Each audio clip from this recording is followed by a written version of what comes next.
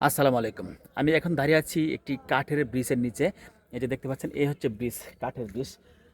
এই যে এপাশে এই যে এই যে কাঠের ব্রিজের নিচে একেবারে নিচে আমি কিন্তু দাঁড়িয়ে আছি। দেখতে পাচ্ছেন কাঠের ব্রিজ। এই যে এগুলা কিন্তু মূলত হচ্ছে ঘরে ব্যবহার করা। এটা কিন্তু তারা ব্যবহার করেছে একটি কাঠের ব্রিজ তৈরি করেছে। ব্রিজটা হচ্ছে মূলত এই বাড়িতে যাওয়ার জন্য তৈরি করা হয়েছে। এই ওই সামনের দিকে যদি লক্ষ্য করেন তাহলে দেখতে পারবেন এখানে যমুনা নদী। এই পাশে ছোট্ট একটি খাল রয়েছে।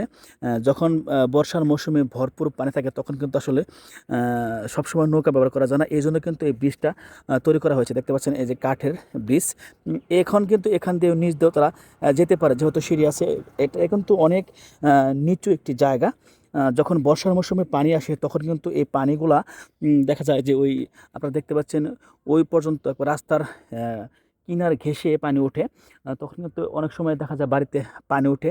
যখন বেশি পানি হয়ে যায়, এই যে যখন বেশি পানি হয়ে যায় তখন কিন্তু রাস্তা কিনার ঘেঁষে পানি ওঠে। এই যে এটা হচ্ছে সিঁড়ি নিচে নামার জন্য। এরকমভাবে কিন্তু বিভিন্ন জায়গায় কিন্তু সিঁড়ি তৈরি করা হয়েছে যাওয়ার জন্য। এই হচ্ছে মূলত কাঠের ব্রিজটা। এই ব্রিজটা দিয়ে মানুষ কিন্তু এবারের যে লোকজন রয়েছে তারা কিন্তু যাতায়াত করে থাকে।